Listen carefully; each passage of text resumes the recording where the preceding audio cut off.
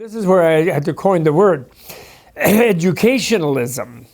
What does that mean? That means that actually instead of education being something that equips you for professional life in some way, and it's just something you do therefore when you're young and then you go and live your life, or you do your job, or you're productive, or whatever it is. But no, educationalism means that society acknowledges that the purpose of society is education. That the highest thing humans do is transform themselves and learn things.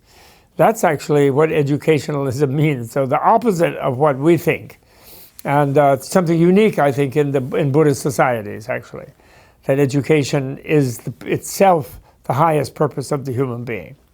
And now, quote, "My officers charged with the spread of truth are occupied with various kinds of services beneficial to ascetics and householders, and they are empowered to concern themselves with all teachings.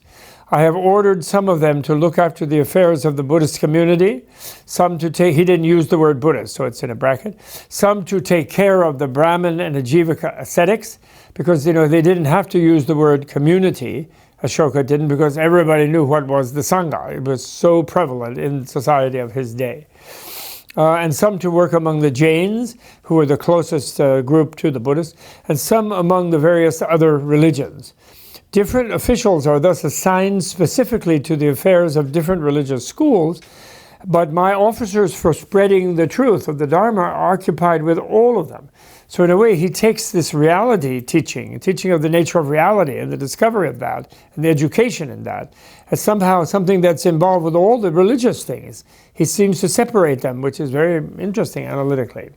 So education, therefore, is the main method of truth, what he called truth conquest, as well as the most important survival technique known to humans.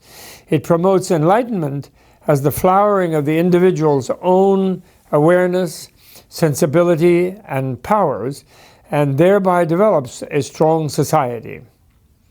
Within the context of the politics of enlightenment, it is understood that the purpose of human life is education, not that education merely prepares a person for some other life purpose.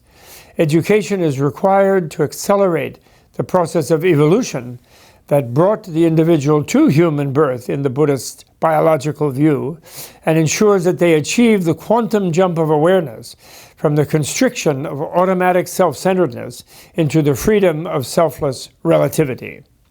Quote again from Ashoka, "The people can be induced to advance in Dharma by only two means, by moral prescriptions and by meditation.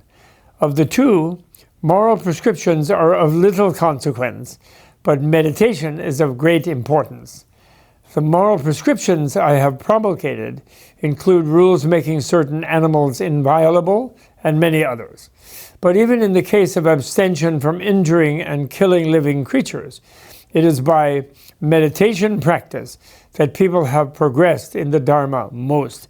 So here, although I just want to say that what they are translating here as meditation is the word bhavana, which actually means making something come into being. So I'm not sure it's quite the same range of meanings as our word meditation, but although it's commonly translated as that.